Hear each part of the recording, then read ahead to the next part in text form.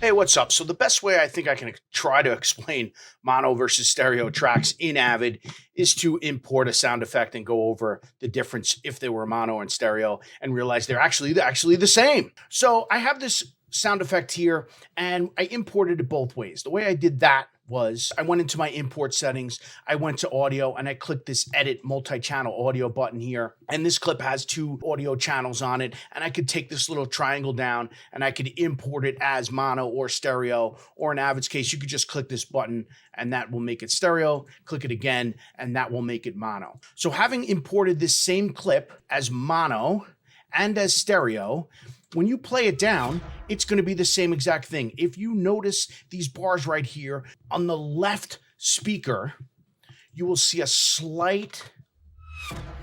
You can go in to a clip. Now, what happened here is I edited the mono version into this timeline here on tracks 3 and 4. Automatically in Avid, your odd tracks will be all panned to the left speaker. Even tracks will all be panned to the right speaker. And if you go in here, and if I look really closely here, and you can zoom in and out of the waveforms by hitting Control-Alt-K or Control-Alt-L to make it bigger. Control-Alt will make your waveforms bigger or smaller. And if I make the track bigger and zoom in, you can see this left side of this sound effect is a little bit louder than the right side. So what's going through the left speaker at certain points is a little bit louder than what's going through the right speaker. That's what makes it stereo.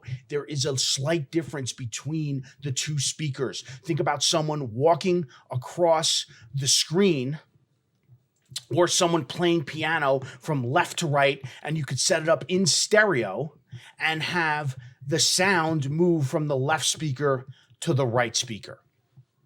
So one thing that really confused me early on was I thought mono, in a sense, when I first started editing, meant it was automatically muted and everything was 50 going 50, it's just 100% to both speakers. But that's not the case. So when you import something Avid in mono, it's going to keep those left-right parameters based on the original clip when it was recorded. If it did not have that slight bit where it's different, obviously there's nothing you could do, whether it's mono or stereo.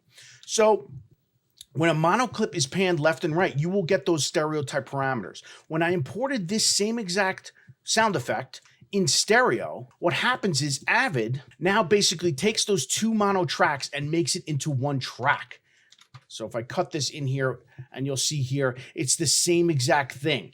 It's just split the left and right channels, channel 1 and channel 2, and made it into one track. It's almost just more an efficient way of editing with stereotype clips and using less tracks, right? Instead of using 2 tracks, I'm only using 1 track. But this stereo sound effect is the exact same sound as this mono sound effect on 2 different tracks, panned left and right. Now, if I took this sound effect and I muted both channel 3 and 4 there, which I did by hitting Alt and clicking on that little button right there, and I play it down, you see it right there. You see that difference in this. These two tracks are playing at the exact same ratio in both speakers, as opposed to this mono clip, and you see it there for a second.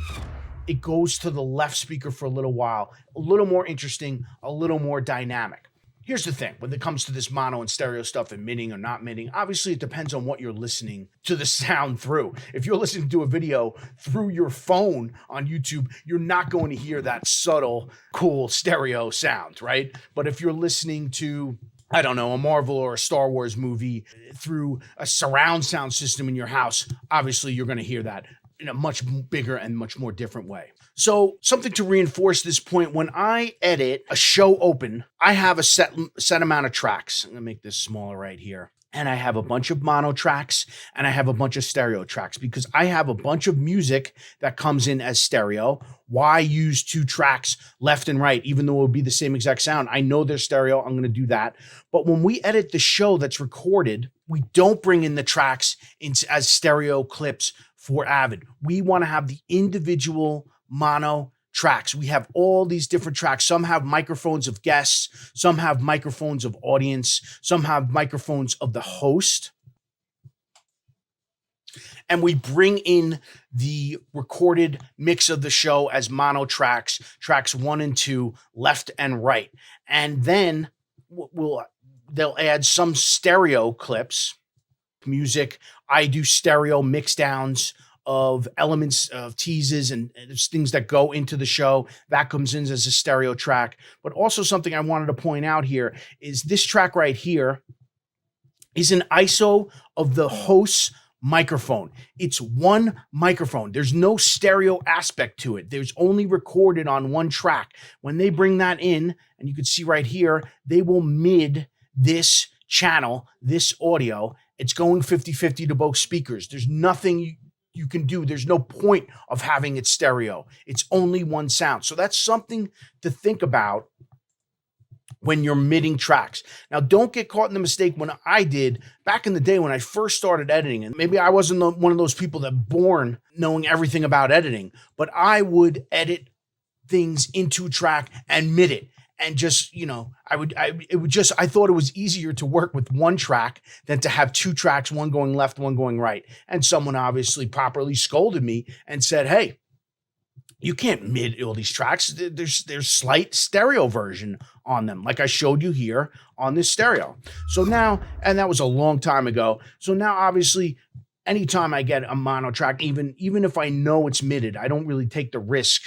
Even if I know there's no stereo aspect to it, I will usually double it up. Have one going to the left, one going to the right. And one last thing I want to point out, if I take this mono track, right, so if I bring in this sound effect and it comes in with the channel 1 and 2, and I put this to channel 2 and 3, that is a difference than if I put it onto 3 and 4. Because of the way Avid initially sets up, channel 1 is going to the right and channel 2 is going to the left. And you see it represented up here. Now that right speaker is moving up louder than the left speaker. Again, will it make a difference on this type of sound effect? Probably not. Will someone call you back and say, oh my God, how could you put this slight sound effect? It started a tiny bit on the right instead of a tiny bit on the left. No, probably not. But, you want to do things the right way, or at least we try to. So I hope that wasn't ridiculously confusing and gave some semblance of the mono versus stereo in Avid, right? When you're making sequence, you're going to have some track stereo, some track mono, but if you do it the right way, you can do either or, and it doesn't matter. And speaking of sense, what really doesn't make sense to me at all is the idea of a dry January. There's only 12 months of the year. I don't see any reason why I would spend a whole month not drinking any beer. And with the new year upon me, I'm trying some new beers.